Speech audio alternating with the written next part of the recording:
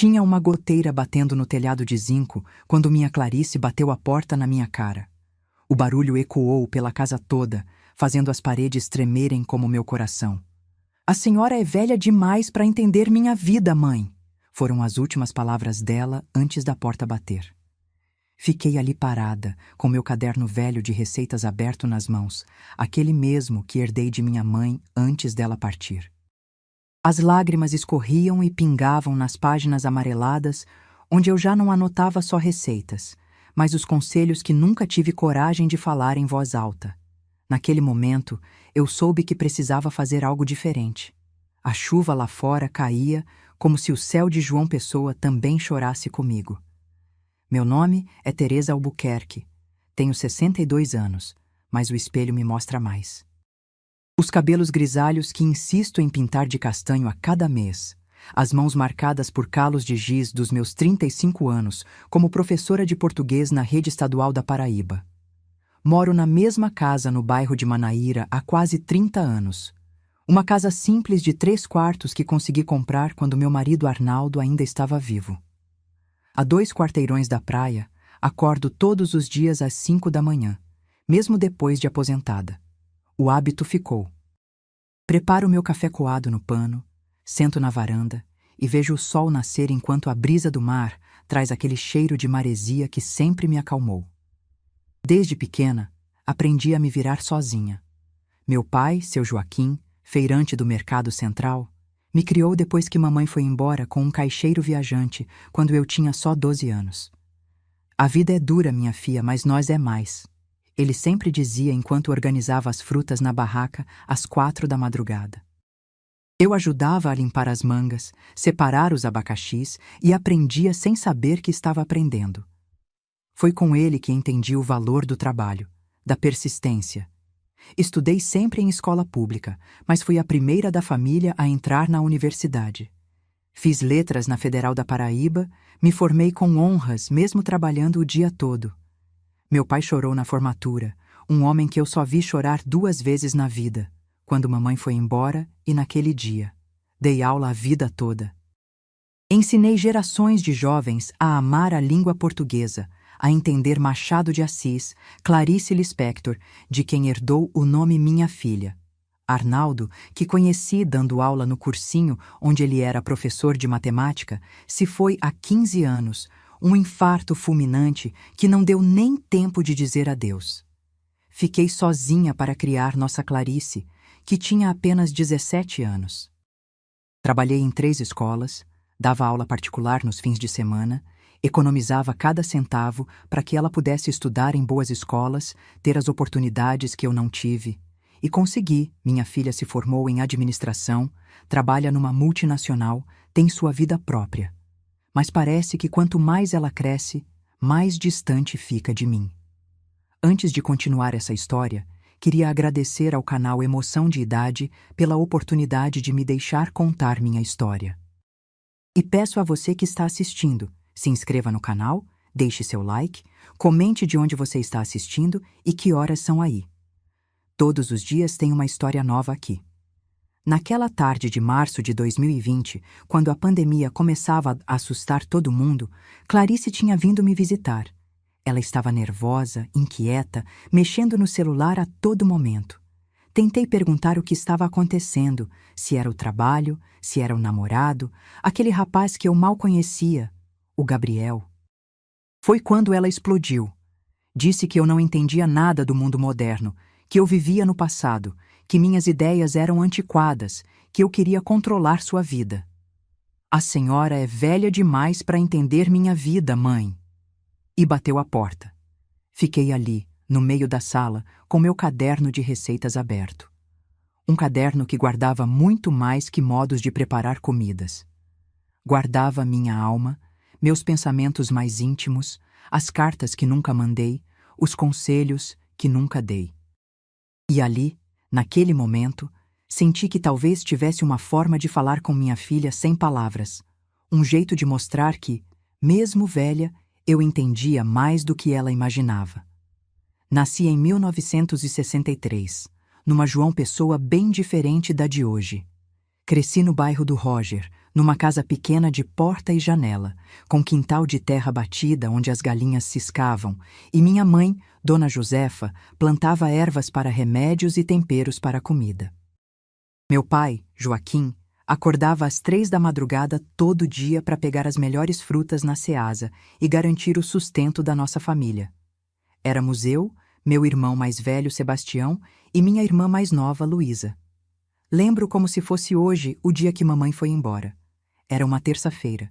Eu tinha chegado da escola e encontrei papai sentado na cadeira de balanço da varanda, olhando para o nada, com um papel na mão.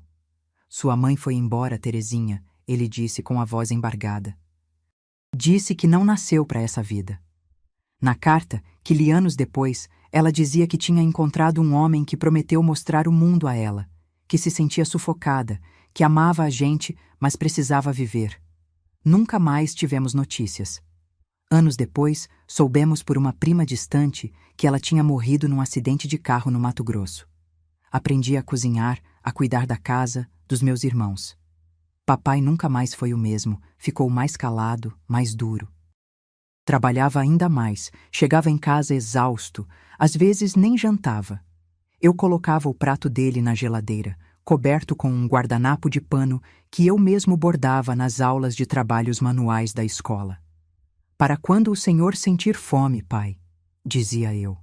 Ele me olhava com aqueles olhos cansados e sorria de leve. O que seria de nós sem você, minha filha? A escola foi meu refúgio.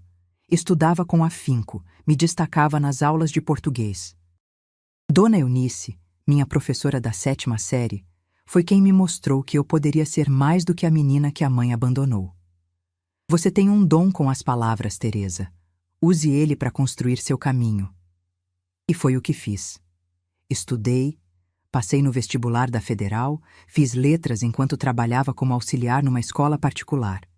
Foi lá, dando aulas de reforço depois do expediente, que conheci Arnaldo. Arnaldo Mendes era o oposto de mim. Expansivo, cheio de amigos, sempre com uma piada na ponta da língua. Professor de matemática respeitado, de família tradicional de Recife, que veio para João Pessoa fazer mestrado. Nos conhecemos na sala dos professores. Eu, tímida, com meus livros de Guimarães Rosa debaixo do braço. Ele, cheio de vida, contando sobre o último jogo do Botafogo da Paraíba. Nosso amor aconteceu como uma tempestade de verão, repentina, intensa, transformadora. Nos casamos em 1985, numa cerimônia simples na igreja de Nossa Senhora do Carmo, com a presença dos poucos familiares que me restavam e da numerosa família dele. Clarice nasceu 3 anos depois, em 1988, quando o Brasil fervilhava com a nova Constituição e eu acreditava num futuro melhor para minha filha. Escolhi o nome por causa da escritora que tanto admiro. Queria que minha menina tivesse a força e a sensibilidade de Clarice Lispector. Arnaldo concordou, embora preferisse nomes mais tradicionais como Maria ou Ana. Se é importante para você, Teresa, é importante para mim, ele disse, beijando minha testa no hospital. A carreira de professora não era fácil. Salários atrasados, condições precárias, alunos desmotivados. Mas eu amava ensinar, acreditava que poderia fazer diferença. Dava aulas em 2 escolas estaduais e ainda conseguia tempo para participar de projetos de incentivo à leitura nas comunidades carentes. Arnaldo me apoiava, assumia muitas responsabilidades com Clarice para que eu pudesse trabalhar. Você nasceu para isso, Teresa, ele dizia orgulhoso quando eu voltava exausta mas feliz depois de um sarau literário com meus alunos. Conseguimos comprar nossa casa em Manaíra em 1992, depois de anos economizando cada centavo. Não era grande, mas tinha um quintal onde plantei jasmins e erva cidreira como minha mãe fazia. Clarice cresceu ali, aprendendo a andar naquele quintal, subindo nas mangueiras, fazendo os deveres na mesa da cozinha enquanto eu preparava o jantar depois de um dia inteiro dando aulas. Nossa rotina era simples, mas cheia de pequenos rituais. Aos domingos, íamos à praia de Tambaú bem cedinho, antes do sol ficar forte. Arnaldo levava a sombrinha colorida, eu preparava sanduíches de queijo e presunto e suco de cajá numa garrafa térmica. Clarice corria na areia, Catava conchinhas, construía castelos que o mar levava. Depois, almoçávamos peixe frito com pirão no mercado do peixe. Era nossa tradição. Quando Clarice entrou na adolescência, as coisas começaram a mudar. Ela se tornou mais fechada, mais rebelde. Normal da idade, diziam as outras mães nas reuniões da escola. Mas eu sentia que havia algo mais. Talvez fosse o medo de ver minha única filha crescendo, tornando-se independente. Talvez fosse o eco do abandono da minha própria mãe, o receio de que a história se repetisse de alguma forma. Comecei a ser mais controladora, a querer saber de tudo, a dar conselhos que não eram pedidos.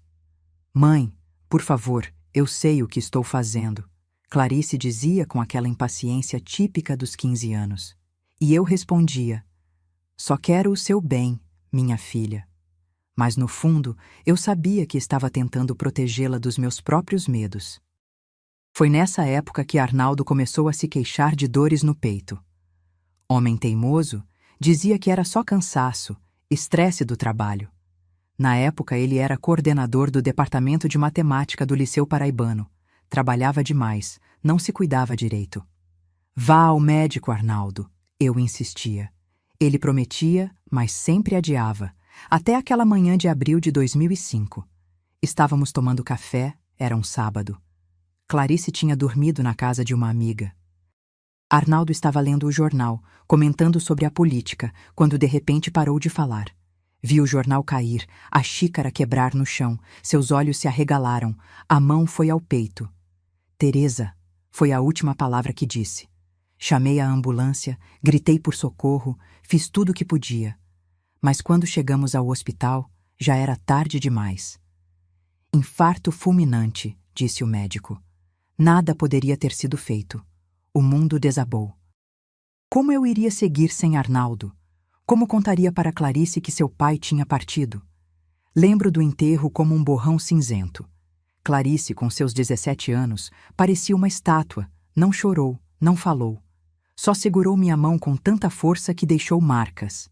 Naquela noite, deitada na cama que agora parecia grande demais, peguei o caderno de receitas da minha mãe, aquele que eu guardava como tesouro, e comecei a escrever. Não eram receitas, eram palavras de dor, de medo, de incerteza. Era meu jeito de não me afogar na tristeza. Os anos seguintes foram de luta. Assumi mais aulas, fazia trabalhos extras nos fins de semana, tudo para garantir que Clarice pudesse continuar estudando, fazer faculdade, ter uma vida melhor que a minha. Ela, por sua vez, se fechou ainda mais. Estudava com afinco, quase obsessão, como se os livros fossem uma fuga. Passou em primeiro lugar para a administração na Federal. Eu chorei de orgulho na cerimônia de abertura, sentada sozinha na plateia, desejando que Arnaldo estivesse ali. Clarice se formou, conseguiu estágio numa multinacional de tecnologia, foi efetivada, começou a subir na carreira.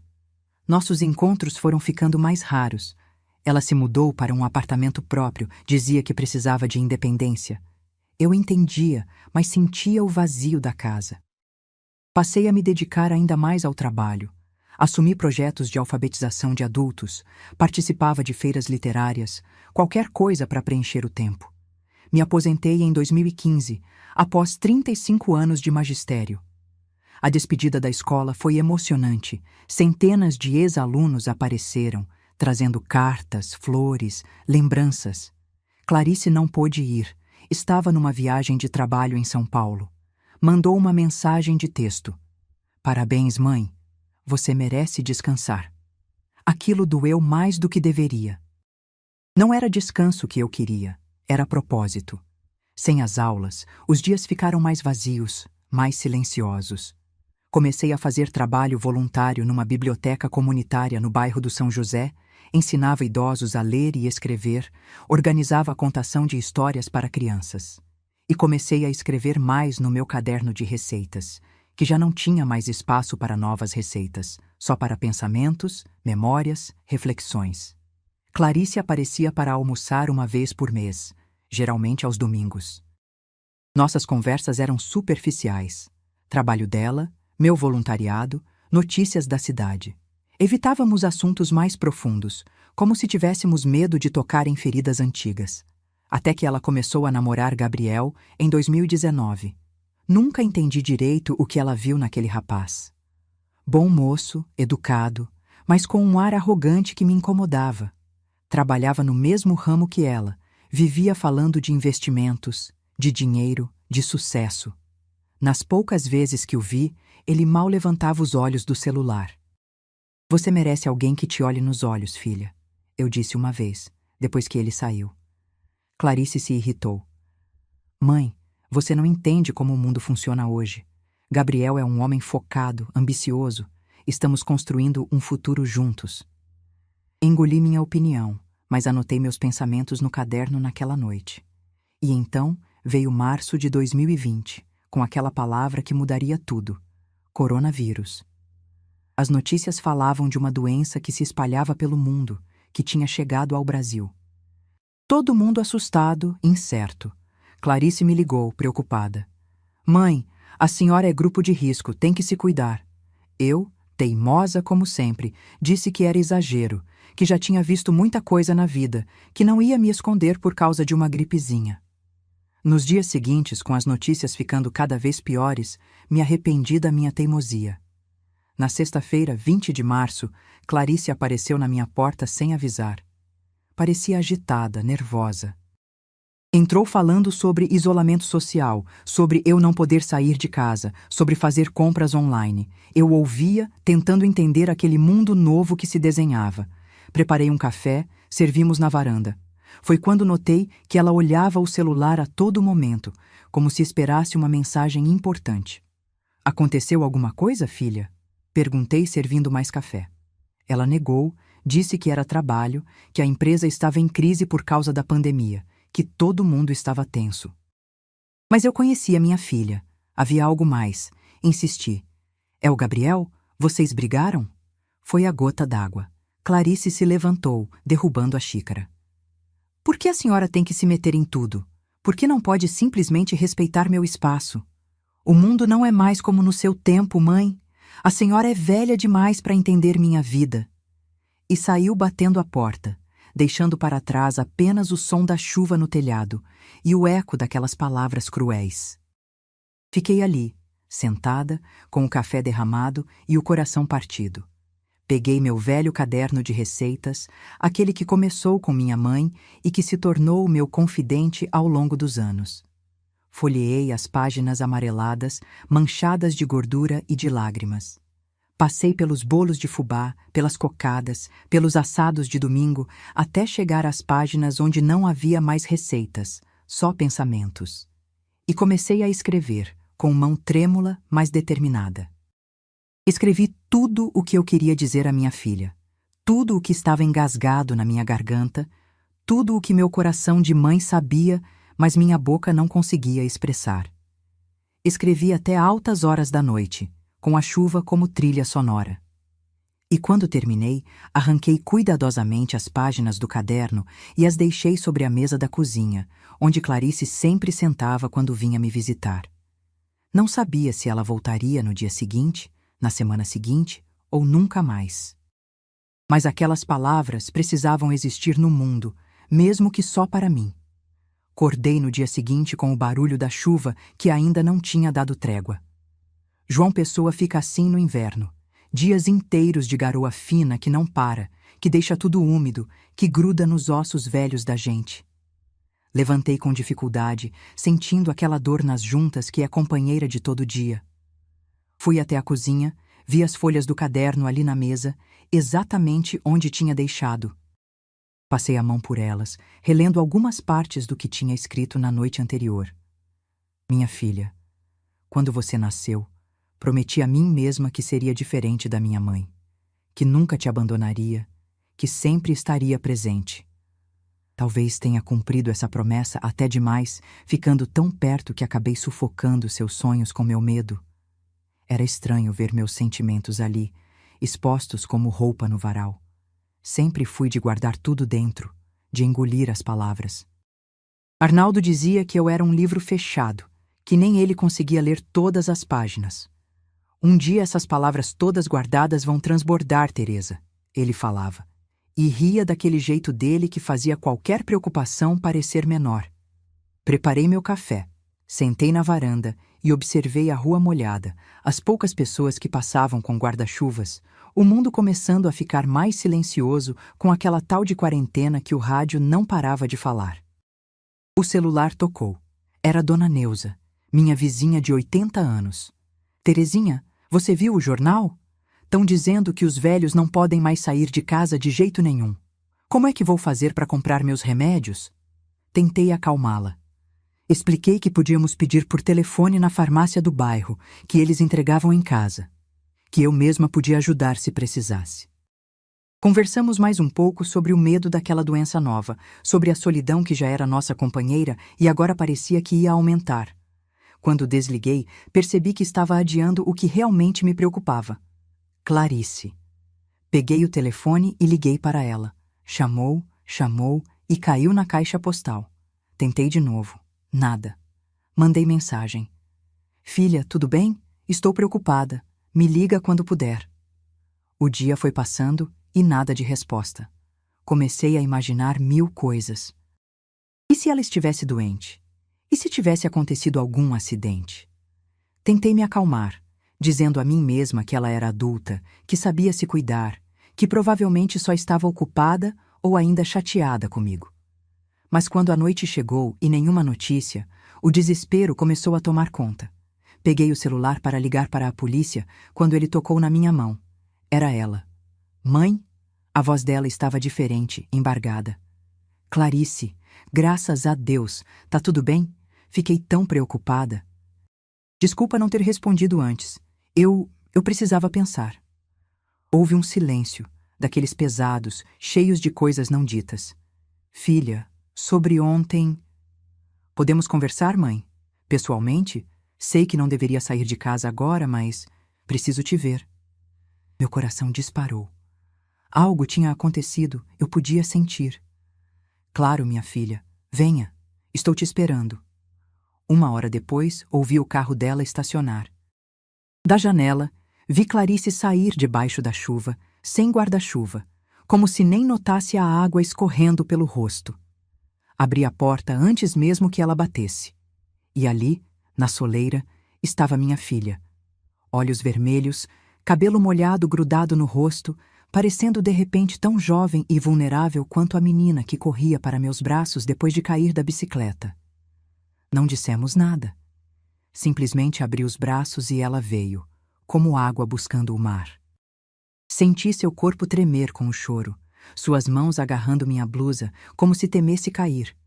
Fechei a porta com o pé e ficamos ali, no meio da sala, abraçadas como há anos não ficávamos. Quando o choro acalmou, levei-a para a cozinha. Fiz um chá de camomila como fazia quando ela era pequena e tinha pesadelos. Sentei ao seu lado na mesa, e foi então que ela viu as páginas do meu caderno. O que é isso, mãe?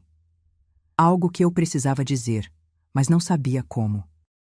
Ela pegou as folhas com cuidado, como se fossem frágeis, e começou a ler em silêncio. Vi seus olhos correrem pelas linhas, suas expressões mudando, as lágrimas voltando. Quando terminou, levantou o olhar para mim. Como você sabia?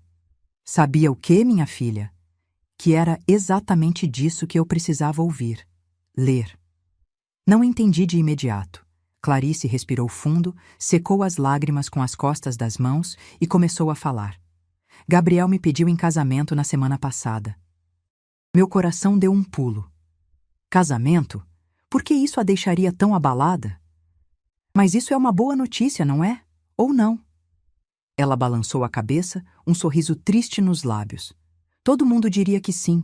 Ele tem um bom emprego, vem de família boa, é bonito, inteligente. O partido perfeito, como a senhora diria. Mas ele quer que eu largue meu emprego depois do casamento. Diz que ganha o suficiente para nós dois, que eu posso ficar em casa, cuidar dos filhos que ele quer ter logo. Que minha carreira é dispensável. Senti um frio na espinha. Quantas mulheres da minha geração não ouviram isso mesmo? Quantas não abandonaram sonhos, carreiras, por amor ou por pressão? E você? O que você quer, Clarice? Ela olhou para mim como se fosse a primeira vez que alguém fazia essa pergunta. Eu amo meu trabalho, mãe. Acabei de ser promovida a gerente de projetos. Tenho planos, ideias. Não quero abrir mão disso tudo. E você disse isso a ele? Clarice baixou os olhos.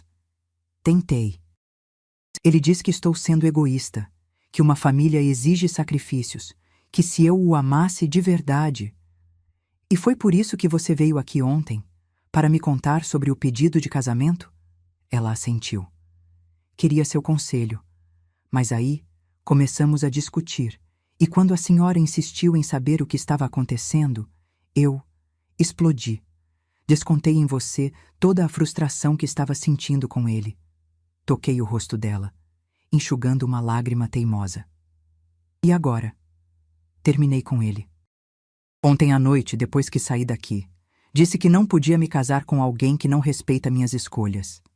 Senti um misto de orgulho e preocupação. E como você está se sentindo? Perdida, assustada, aliviada, tudo ao mesmo tempo. Ela pegou novamente as folhas do meu caderno. E então, hoje de manhã, percebi como tinha sido injusta com você. Vim pedir desculpas e... encontro isso. Ela apontou para um trecho específico. Leia, mãe. Peguei o papel e li em voz alta o que tinha escrito na noite anterior. Clarice, minha filha, se tem uma coisa que aprendi nestes 62 anos, é que a gente não pode viver pelos outros. Nem pelos pais, nem pelo marido, nem pelos filhos. A vida é sua, os sonhos são seus, as escolhas precisam ser suas. O amor verdadeiro não pede que você se diminua para caber nele. O amor verdadeiro te faz maior, te dá asas, não correntes. Sua avó fugiu dos sonhos dela e abandonou os filhos. Eu talvez tenha ido para o outro extremo, sacrificando demais, sufocando sem querer. Quero que você encontre o equilíbrio que nenhuma de nós conseguiu. Seja livre, minha filha. Seja inteira. Seja sua. Quando terminei de ler, Clarice segurou minhas mãos. Como você sabia exatamente o que eu precisava ouvir? Como podia saber o que eu estava passando se eu nem tinha te contado? Sorri, sentindo o peso dos anos, de toda a experiência acumulada. Porque sou velha, minha filha. Velha o suficiente para reconhecer em você os mesmos dilemas que enfrentei, as mesmas lutas. Velha o suficiente para ter visto essa história se repetir com tantas mulheres ao longo dos anos. E talvez, velha o suficiente para finalmente ter alguma sabedoria para oferecer. Clarice riu entre as lágrimas. Desculpa por ter dito que você era velha demais para entender. Acho que você entende até demais. Naquela noite, Clarice dormiu no antigo quarto dela. A chuva continuou caindo lá fora, mas dentro da casa havia uma paz que não sentíamos há muito tempo. E enquanto observava minha filha dormir, pensei em como as histórias das mulheres da nossa família pareciam se entrelaçar, se repetir, mas também se transformar. Minha mãe fugiu de tudo, inclusive dos filhos, em busca de liberdade. Eu fiquei, sacrifiquei, me dediquei, talvez até demais. E Clarice estava tentando encontrar seu próprio caminho, diferente do meu, diferente da avó que nunca conheceu. Voltei para meu quarto, peguei o velho caderno de receitas e comecei a escrever novamente. Dessa vez, não eram conselhos, eram memórias. A história da minha mãe, a minha história, a história que Clarice estava começando a escrever. 3 mulheres, 3 gerações, 3 formas diferentes de buscar a liberdade. E talvez, só talvez, minha filha tivesse a chance de acertar onde nós tínhamos errado. No dia seguinte, acordei com o cheiro de café e o barulho na cozinha. Levantei, vesti meu roupão velho e fui ver o que estava acontecendo. Clarice, já vestida e arrumada, preparava o café da manhã. Bom dia, mãe. Fiz tapioca como a senhora gosta, com queijo coalho. Sentei à mesa, observando aquela mulher forte e decidida que minha menina havia se tornado. Vai trabalhar hoje? com essa pandemia toda por aí? Vou trabalhar de casa. Na verdade, ela hesitou um pouco. Pensei em ficar aqui, pelo menos durante a quarentena. Meu apartamento é tão pequeno e ficar sozinha nesse momento? Bem, se a senhora não se importar. Senti uma alegria que não cabia no peito. Claro que não me importo. Essa casa sempre será sua também, minha filha. Tomamos café juntas, conversando como há anos não fazíamos. Clarice me contou sobre seu trabalho, seus planos, seus medos com essa tal de pandemia que estava apenas começando. Contou também mais detalhes sobre o relacionamento com Gabriel, sobre como foi se sentindo cada vez mais diminuída, mais insegura. Sabe, mãe, acho que no fundo eu sempre soube que não estava certo, mas ele é tão seguro de si, tão convincente. Comecei a duvidar das minhas próprias percepções. Isso tem nome, filha. Chamam de gaslighting hoje em dia. No meu tempo, a gente só dizia que o cabra estava fazendo a gente se sentir doida. Ela riu. Viu só? A senhora está mais atualizada do que eu pensava. Velha, mas não desatualizada, brinquei. Dou aula de português, lembra? Tenho que acompanhar a evolução da língua, as gírias novas, os termos que surgem. O telefone de Clarice tocou. Ela olhou a tela e seu rosto ficou sério. É ele. Vai atender? Ela respirou fundo. Preciso. Ainda temos coisas para resolver. Muitas coisas nossas estão misturadas. Roupas, documentos, até um investimento que fizemos juntos. Quer que eu saia para você falar? Clarice segurou minha mão. Não, quero que fique. Preciso da sua força. E atendeu, colocando no viva-voz para que eu pudesse ouvir. Clarice, onde você está? Estou te ligando desde ontem. A voz de Gabriel soava controlada, mas pude sentir a irritação por baixo do tom calmo. Estou na casa da minha mãe, Gabriel. O quê? Com essa pandemia toda, você foi se meter na casa de uma idosa? Você sabe que sua mãe é grupo de risco. Que irresponsabilidade, Clarice. Vi o rosto dela enrubescer de raiva. Apertei sua mão, sinalizando para que mantivesse a calma. Gabriel, não foi para falar da minha mãe que você ligou, foi? Houve um silêncio do outro lado. Não, liguei para dizer que acho que você está sendo precipitada. Temos que conversar pessoalmente. Tenho certeza que podemos resolver isso. Não há o que resolver, Gabriel. Fui clara ontem.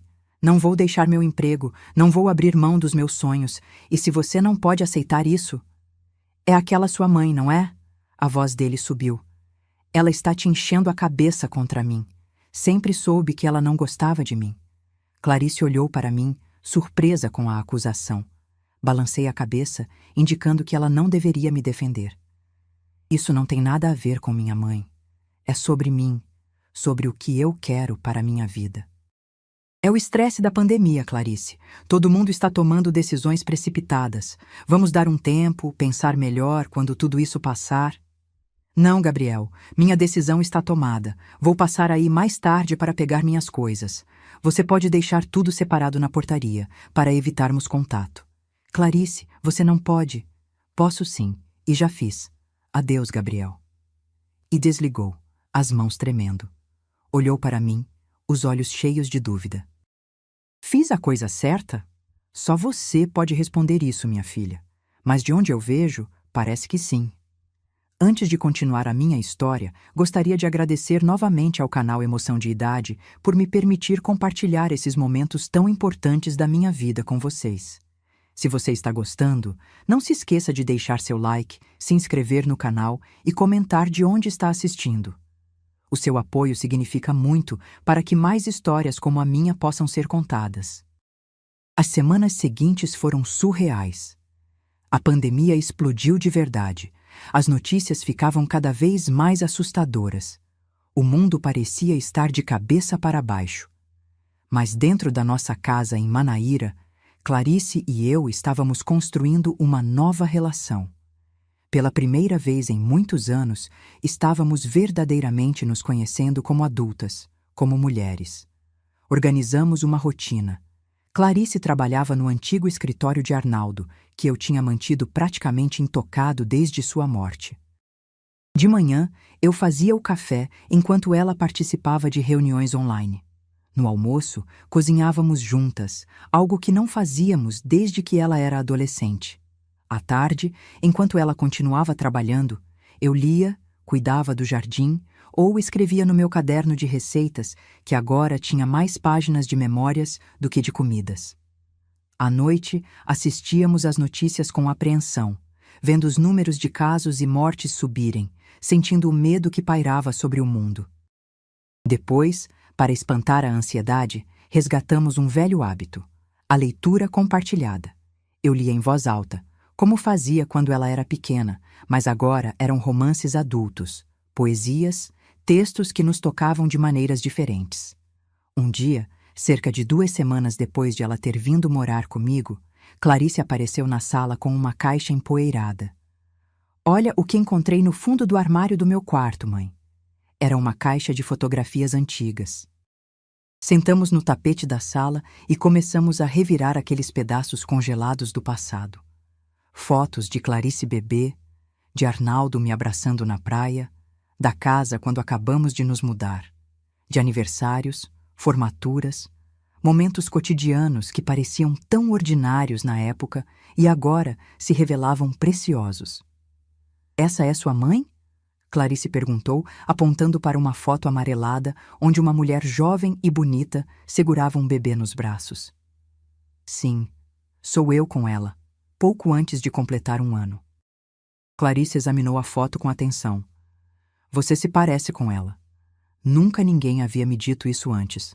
Sempre ouvi que era a cara de meu pai." "Você acha?" "Sim, o mesmo formato dos olhos, o mesmo queixo. E olha." Ela pegou outra foto, uma minha com ela quando bebê. "Eu me pareço com você. 3 gerações de mulheres teimosas." Rimos. Ela não estava errada. "Por que você nunca fala dela, da minha avó?" A pergunta me pegou de surpresa. Era verdade, eu raramente falava da minha mãe. A dor do abandono tinha sido tão grande que, de alguma forma, eu havia apagado ela da minha história, como se pudesse apagar também a ferida que deixou. Porque dói, filha.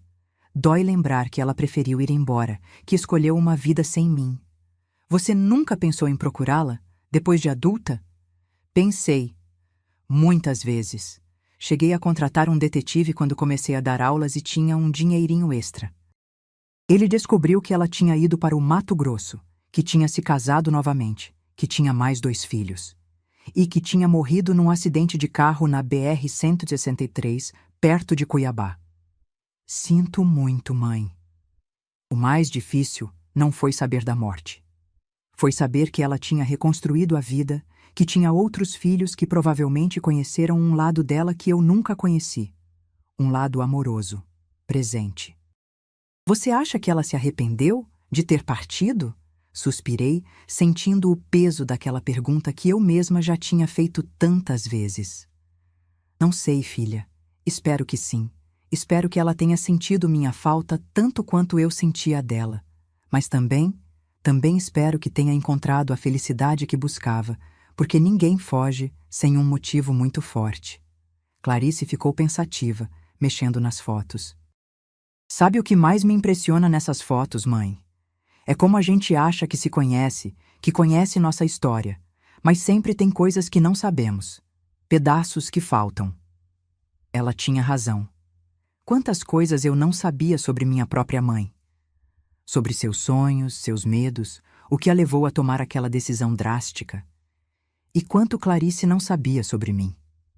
Mãe, você já pensou em escrever tudo isso? Sua história, a história da vovó, a minha. Como assim? Esse seu caderno de receitas virou praticamente um diário. Por que não transformá-lo em algo maior? Um livro de memórias, talvez? A ideia parecia absurda. Eu, uma simples professora aposentada de João Pessoa, escrevendo um livro? Quem iria querer ler a história de uma velha como eu, Clarice? Ela pegou minhas mãos, olhando-me intensamente. Eu queria. E tenho certeza que muitas outras pessoas também. Histórias de mulheres comuns que enfrentaram escolhas difíceis, que se reinventaram, que sobreviveram. Isso é importante, mãe. É poderoso. Naquela noite não consegui dormir. As palavras de Clarice ecoavam na minha cabeça. Um livro. Contar minha história. A história da minha mãe. A história da minha filha. 3 gerações de mulheres paraibanas tentando encontrar seu lugar no mundo. Levantei, fui até a cozinha e peguei meu caderno de receitas. Passei os dedos pela capa gasta, pelas páginas amareladas com a caligrafia de minha mãe nas primeiras receitas, depois a minha própria letra evoluindo ao longo dos anos. E comecei a escrever, mas desta vez com um propósito diferente. Não eram mais apenas desabafos ou conselhos, era o início de algo maior. Nasci em João Pessoa em 1963, filha de Josefa e Joaquim. Minha mãe partiu quando eu tinha 12 anos, deixando para trás 3 filhos e um caderno de receitas. Este caderno se tornou minha herança, meu fardo e, eventualmente, minha salvação. As horas passaram e eu continuei escrevendo, revivendo momentos, conectando pontos que nunca tinha conectado antes. Quando o sol começou a nascer, ouvi passos atrás de mim. Clarice, de pijama, me olhava da porta da cozinha. Mãe, você passou a noite toda acordada? Sorri, sentindo uma energia que não sentia há anos. Acho que comecei a escrever aquele livro. Ela sorriu de volta, veio até mim e me abraçou por trás, apoiando o queixo no meu ombro para ler o que eu tinha escrito. Está lindo, mãe. Verdadeiro. E foi assim que, em meio à pandemia mais assustadora dos tempos modernos, trancada em casa com minha filha, encontrei um novo propósito. As semanas se transformaram em meses. Abril, maio, junho. O mundo lá fora continuava caótico, assustador, mas dentro do nosso pequeno universo estávamos criando algo significativo. Clarice continuava trabalhando de casa, agora mais adaptada à nova realidade. Fazia compras online para nós duas, cuidando para que eu não precisasse me expor. À noite, depois do jantar, eu lia para ela o que tinha escrito durante o dia, e ela me dava feedback, fazia perguntas, me incentivava a explorar aspectos que eu talvez tivesse ignorado. Gabriel ligou algumas vezes, tentando reatar. Em cada ligação, percebia que Clarice ficava mais forte, mais segura de sua decisão. Em julho, as ligações pararam completamente. Ele tinha aceitado um emprego em São Paulo e estava de mudança. Como você está se sentindo? Perguntei quando ela me contou. Em paz. Triste pelo que poderia ter sido se ele fosse diferente, mas em paz por saber que tomei a decisão certa para mim. Em agosto, meu livro de memórias estava quase completo. Clarice, empolgada, começou a pesquisar sobre autopublicação, sobre como transformar aquele manuscrito num livro de verdade. Precisamos de um título, mãe. Pensei por um momento. Que tal Receitas de Vida? Afinal, começou com um caderno de receitas. Perfeito. E temos que tirar fotos suas para a contracapa. Ai, Clarice, eu não... Ninguém quer ver a cara de uma velha como eu. Para com isso, mãe, você é linda. E são exatamente mulheres como você que precisam ser vistas, ouvidas. Em setembro, o livro estava pronto. Uma edição simples, sem grandes pretensões, mas feita com tanto carinho que cada exemplar parecia um tesouro. Mandamos imprimir 100 cópias para começar. A ideia era distribuir entre amigos, ex-alunos, família. No dia em que os livros chegaram, Clarice organizou uma pequena celebração em casa. Só nós duas, com um bolo que ela mesma fez, seguindo uma das receitas do caderno e uma garrafa de vinho. Brindamos ao caderno de receitas que se transformou em livro, a nossa reconexão, às 3 gerações de mulheres que, cada uma à sua maneira, tinham lutado para encontrar sua voz. Sabe, mãe, Clarice disse servindo mais vinho, estou pensando em aceitar um desafio no trabalho. Que desafio? Eles estão precisando de alguém para liderar um novo projeto. É uma responsabilidade grande, muita pressão, longas horas de trabalho. E você está em dúvida se deve aceitar? Não exatamente.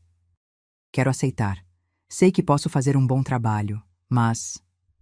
Mas o quê, filha? Mas eu me pergunto se é justo com você. Ficar tanto tempo sozinha, especialmente com essa pandemia ainda por aí.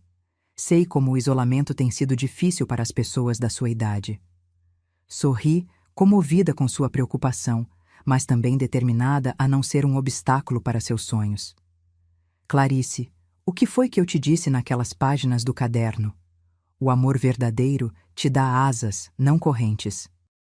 Eu não quero ser para você o que Gabriel tentou ser, uma âncora que te prende. Quero ser o vento que te impulsiona. Ela me olhou com os olhos marejados. Tenho tanto medo de te perder, mãe. Esse vírus, as pessoas da sua idade... Todo mundo morre um dia, filha. O importante não é quanto tempo vivemos, mas como vivemos. E se tem uma coisa que essa pandemia me ensinou, é que não podemos adiar a vida. Aceite o desafio. Eu vou ficar bem. Naquela noite, Clarice enviou um e-mail aceitando o novo cargo. E no dia seguinte, acordamos com uma notícia que mudaria novamente o rumo das nossas vidas. Tinha sido descoberto um caso de Covid-19 no prédio onde Clarice trabalhava. Todos os funcionários que tinham estado lá nas últimas 2 semanas, incluindo ela, que havia ido buscar alguns documentos 3 dias antes, precisavam fazer o teste e ficar em isolamento rigoroso. O medo que sentimos foi indescritível. Clarice imediatamente se isolou no quarto dela, usando máscara mesmo dentro de casa, deixando comida na porta para mim, conversando apenas por telefone, mesmo estando a poucos metros de distância. Eu, do lado de fora, rezava como nunca tinha rezado antes. 2 dias depois, o resultado chegou. Positivo. Clarice tinha contraído o vírus. O que se seguiu foram as 2 semanas mais angustiantes da minha vida. Pior que quando minha mãe partiu. Pior que quando Arnaldo morreu. O medo de perder minha filha, de vê-la sofrer sem poder fazer nada, era uma tortura constante. Clarice desenvolveu sintomas moderados. Febre, dor no corpo, tosse, perda de olfato. Nada grave o suficiente para hospitalização, graças a Deus, mas suficiente para nos assustar profundamente. Eu deixava comida, remédios e chás na porta do quarto, falava com ela pelo telefone, ouvia sua tosse do outro lado da parede e chorava silenciosamente à noite, implorando a Deus que a poupasse. No 10º dia, a febre cedeu. A tosse persistia, mas estava mais fraca. O médico que a acompanhava por telefone disse que era um bom sinal, que o pior provavelmente já havia passado. Comecei a respirar um pouco mais aliviada. Foi quando notei os primeiros sintomas em mim mesma, um cansaço anormal, uma dor de cabeça persistente, e então a febre. Tentei esconder de Clarice, não queria preocupá-la quando ela mesma ainda estava se recuperando. Mas numa das nossas conversas por telefone, minha voz me traiu. Mãe, você está bem? Sua voz está diferente. Estou sim, filha, só um pouco cansada. Mas ela me conhecia bem demais. Você está com febre, não está? Mãe, por favor, não minta para mim. Não consegui sustentar a mentira. Só um pouquinho, nada para se preocupar. Ouvi um barulho e segundos depois a porta do meu quarto se abriu. Clarice estava lá, ainda de pijama, pálida, visivelmente fraca, mas com uma determinação feroz no olhar. O que você está fazendo, filha? Volte para o seu quarto. Você ainda precisa se recuperar. E você precisa ir para o hospital, mãe. Agora. Não seja exagerada. É só uma febrinha. Não discuta comigo. Já liguei para o SAMU. Eles estão a caminho. Quis protestar, dizer que era desnecessário, que tantas pessoas precisavam mais daquele atendimento do que eu. Mas a verdade é que eu estava me sentindo pior a cada minuto. A respiração começava a ficar difícil, como se um peso estivesse sobre meu peito. Quando os paramédicos chegaram, minha saturação estava em 82%. Baixa demais, eles disseram. Precisava de oxigênio imediatamente. Fui levada às pressas para o Hospital Universitário Lauro Vanderlei, onde uma barraca havia sido montada na entrada para triagem de pacientes com Covid. As horas seguintes foram um borrão confuso. Médicos e enfermeiros cobertos dos pés à cabeça com equipamentos de proteção. Exames, tubos, monitores apitando. A sensação constante de não conseguir ar suficiente, como se estivesse me afogando em terra firme. Clarice não pôde me acompanhar por ainda estar positiva para o vírus. Fiquei sozinha naquele ambiente assustador, pensando se aquele seria meu fim. Se morreria como tantos outros estavam morrendo, sem a chance de me despedir das pessoas que amava. Foi nesse momento, deitada numa maca de hospital, lutando para respirar, que percebi algo importante. Eu não estava pronta para partir. Ainda tinha tanto a fazer, tanto a viver. Queria ver meu livro nas mãos de leitores. Queria ver Clarice brilhar em sua carreira. Queria, quem sabe, conhecer netos um dia. A vida, que tantas vezes me pareceu longa e cansativa, de repente se revelava curta demais para tudo o que eu ainda desejava. Não sei se foram as orações, os médicos competentes ou minha própria teimosia paraibana, mas comecei a melhorar. Lentamente, dia após dia, minha saturação foi subindo. A febre cedeu. A respiração ficou menos laboriosa. Depois de uma semana no hospital, recebi a notícia de que poderia ir para casa. Clarice, já recuperada e testando negativo, veio me buscar. Quando me viu saindo na cadeira de rodas, protocolo do hospital, correu até mim, ignorando as recomendações de distanciamento, e me abraçou como se sua vida dependesse disso. Nunca mais me assuste assim, mãe. Nunca mais. No caminho para casa, observei a cidade pelas janelas do carro. João Pessoa parecia diferente, mais silenciosa, mais triste. Ou talvez fosse eu quem estivesse vendo tudo com outros olhos depois de encarar a morte de perto. Tenho uma surpresa para você em casa, Clarice disse, tentando levantar meu ânimo. Quando chegamos, entendi a surpresa. Meu livro, Receitas de Vida, havia sido colocado em destaque na mesa da sala, junto com dezenas de cartas e mensagens impressas. O que é isso tudo?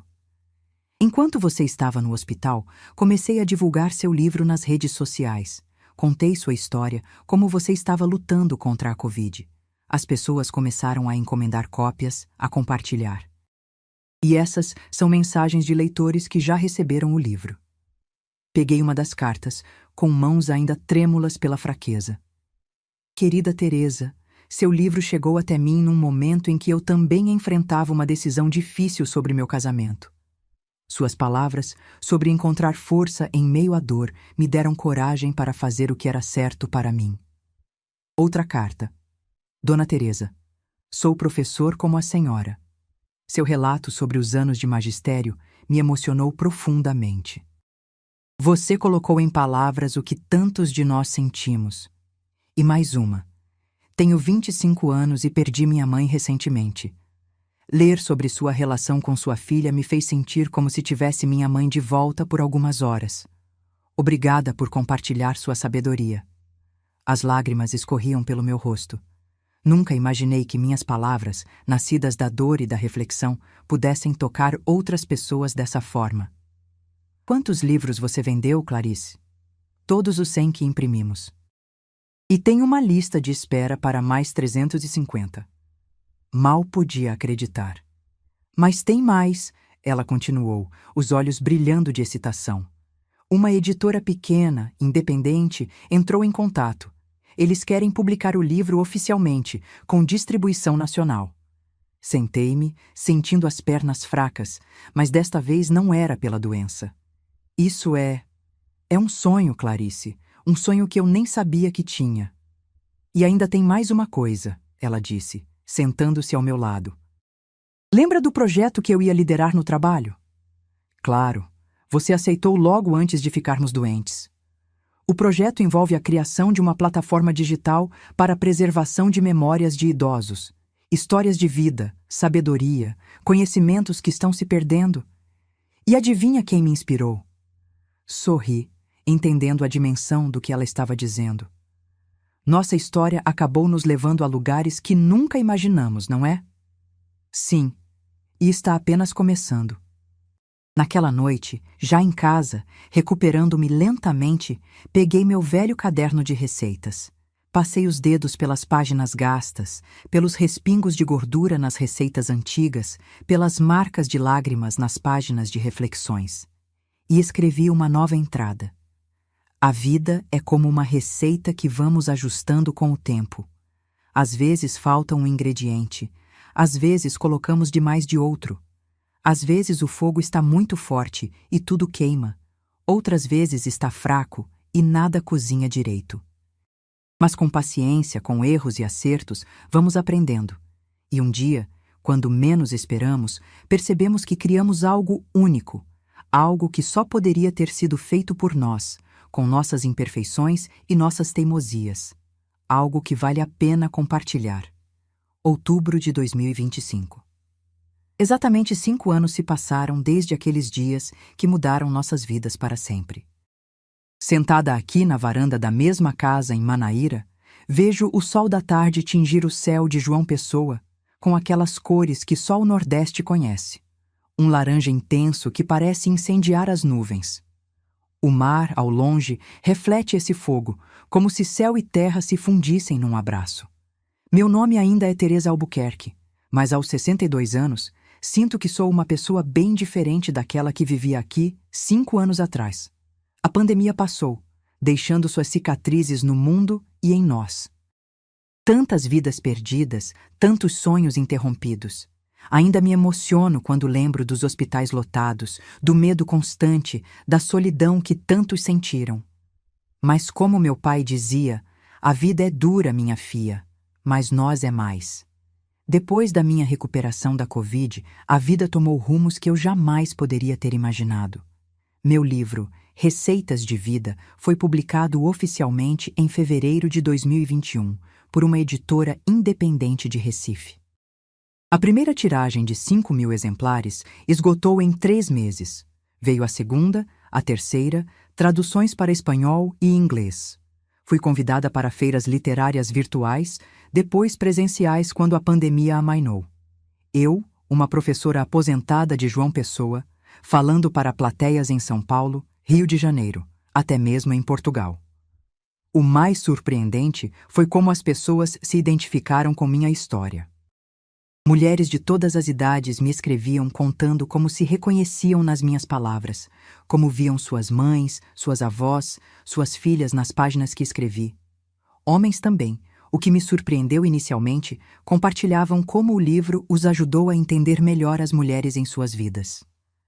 Um professor de Belém me contou que adotou o livro como leitura complementar em suas aulas de sociologia. Clarice, minha filha, floresceu profissionalmente.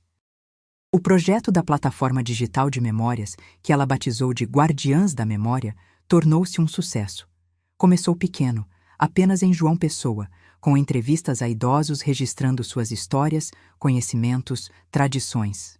Depois se expandiu para todo o Nordeste, e agora é um projeto nacional, com milhares de depoimentos catalogados, preservando saberes que de outra forma se perderiam. Ela continua morando em seu próprio apartamento, não muito longe daqui, mas vem me visitar quase todos os dias. Nossa relação nunca mais foi a mesma depois daquele março de 2020. Tornamo-nos não apenas mãe e filha, mas amigas, confidentes, parceiras. Aprendemos a respeitar os espaços uma da outra, a valorizar nossas diferenças, a nos apoiar sem sufocar. Gabriel, aquele ex-namorado controlador, tentou reaparecer na vida dela uma vez, quando soube do sucesso do projeto. Clarice me contou rindo como ele insinuou que sempre acreditou no potencial dela e que talvez pudessem retomar de onde pararam. Ela foi educada, mas firme. Nossa história já terminou, Gabriel. E terminou bem. Eu encontrei meu caminho. Espero que você tenha encontrado o seu.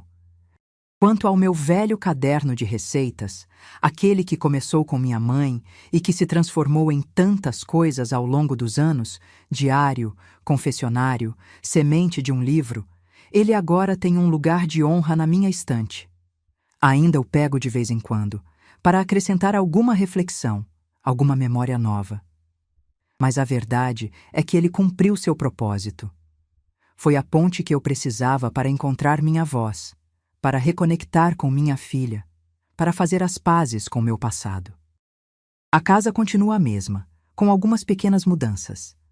O quarto, que era de Clarice, transformei em um escritório, onde recebo leitores para conversas, onde dou entrevistas por videochamada, onde escrevo meu segundo livro, este mais focado nas histórias que coletamos através do projeto Guardiãs da Memória. As paredes, antes brancas, agora estão decoradas com fotos de família, incluindo algumas antigas da minha mãe que consegui recuperar com a ajuda de primos distantes. Aprendi que, para fazer as pazes com o passado, às vezes precisamos encará-lo de frente, dar-lhe um lugar em nossa história, nem que seja apenas para dizer adeus. Minha rotina diária mudou também. Ainda acordo cedo, às 5 da manhã. Velho hábito que nem a aposentadoria conseguiu mudar. Mas agora, além do café na varanda, dedico as manhãs à escrita. Depois do almoço, 3 vezes por semana, vou até o Centro de Convivência do Idoso, no bairro de Tambalzinho, onde coordeno oficinas de escrita autobiográfica. Ver aqueles olhos cansados pelo tempo se acenderem quando recordam histórias do passado, quando percebem que suas vidas merecem ser contadas, é uma das minhas maiores alegrias. Nas terças e quintas, participo do projeto de Clarice, entrevistando pessoas idosas para a plataforma Guardiãs da Memória. Já conversei com pescadores que conhecem os segredos do mar como a palma da mão, com rendeiras que guardam técnicas passadas de geração em geração, com rezadeiras cujas orações e ervas curam males que a medicina moderna nem reconhece, com músicos que preservam cantigas que nem existem em gravações. Cada história que colhemos é um tesouro salvo do esquecimento. E nos fins de semana, geralmente, Clarice vem almoçar comigo. Às vezes traz amigos, às vezes vem sozinha. Cozinhamos juntas aquelas mesmas receitas do velho caderno, agora com algumas inovações que ela insiste em acrescentar. Mãe, experimenta colocar um pouco de páprica no pirão, você vai ver como fica bom. E eu, que antes resistia a qualquer mudança nas receitas tradicionais, agora me divirto com essas experiências culinárias. Foi num desses almoços de domingo, há cerca de 2 anos, que Clarice me apresentou Mateus, diferente de Gabriel em todos os aspectos possíveis. Professor de História na Universidade Federal da Paraíba, apaixonado por cultura popular, com um respeito genuíno pelo conhecimento tradicional. Vi logo nos primeiros minutos como ele olhava para minha filha, não com possessividade, mas com admiração genuína. E como ela sorria perto dele, relaxada, autêntica. Eles se casaram no ano passado, numa cerimônia simples na praia do Cabo Branco, com poucos convidados. Nada tradicional. Clarice usou um vestido azul turquesa. Mateus estava de linho branco, descalços na areia. Eu, madrinha orgulhosa, chorei do começo ao fim.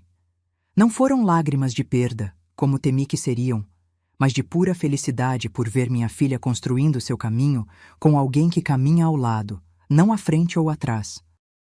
Eles moram juntos no apartamento dela, mas falam em comprar uma casa com quintal. Para quando vierem os filhos, mãe? Clarice disse outro dia, me fazendo engasgar com o café. A ideia de ser avó ainda me pega de surpresa. Seria a continuação dessa linhagem de mulheres fortes. Minha mãe Josefa, eu, Clarice e, quem sabe, uma neta. 4 gerações, cada uma com suas lutas, suas conquistas, suas histórias. Essa possibilidade me fez refletir muito sobre os ciclos familiares, sobre o que passamos de uma geração para outra, tanto o bom quanto o que precisamos curar. Minha mãe partiu, me deixando com um vazio e um caderno de receitas. Eu fiquei, talvez, tentando compensar demais, sufocando sem perceber. Clarice está encontrando seu próprio equilíbrio, aprendendo com nossos erros, criando seu próprio caminho. E essa criança que ainda não existe, que mundo receberá de nós? Que histórias contaremos a ela?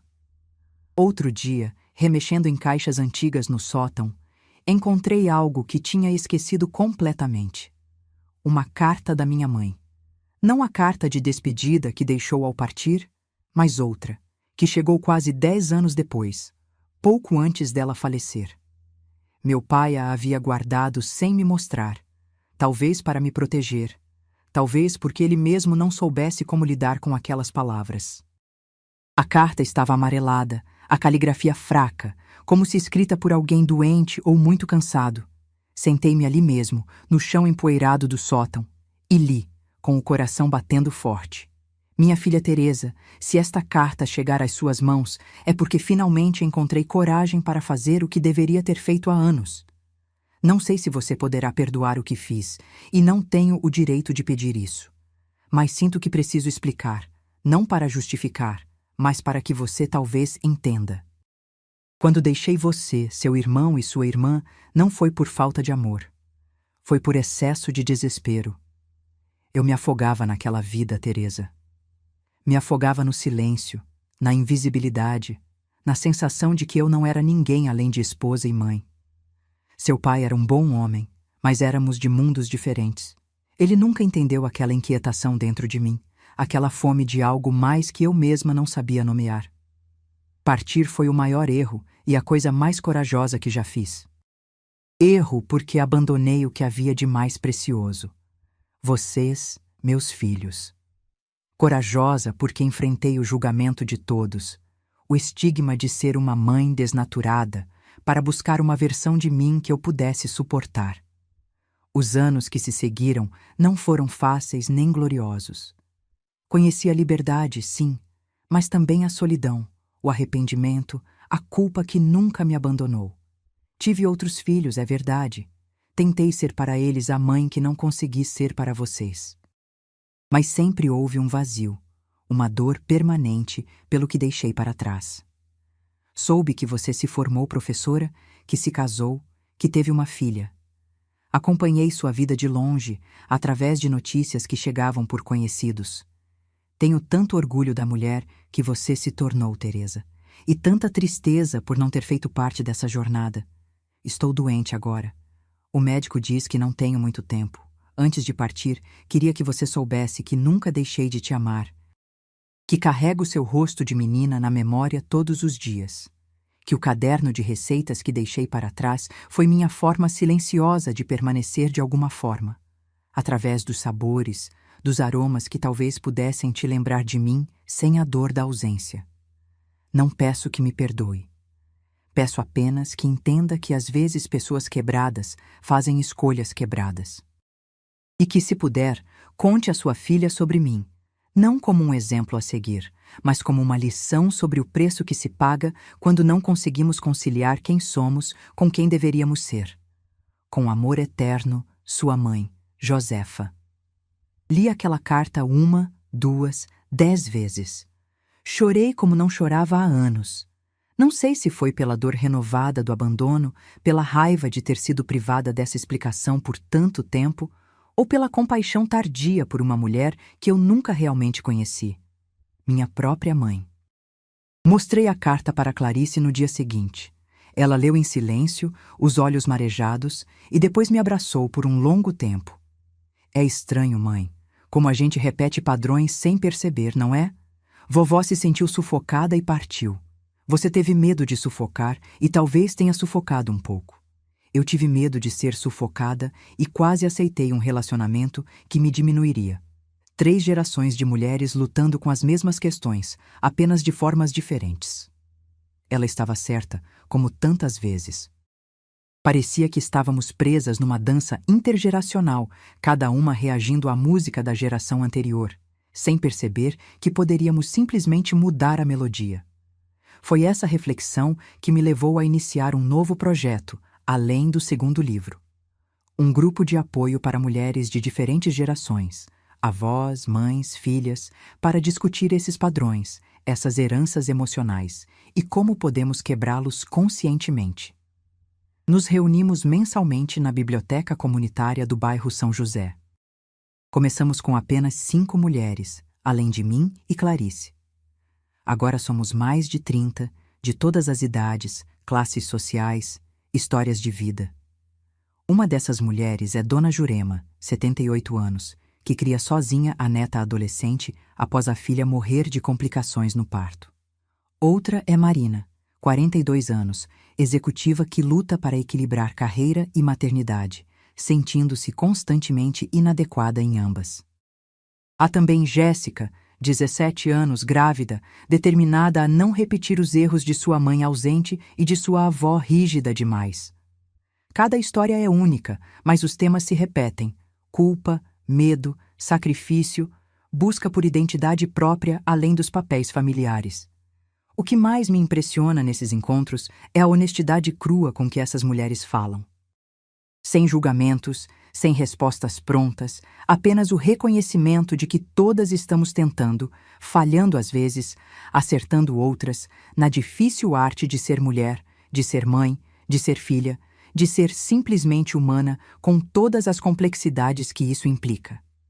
Clarice costuma dizer que esse grupo é tão importante quanto o projeto Guardiãs da Memória, pois enquanto um preserva o passado, o outro ajuda a curar suas feridas.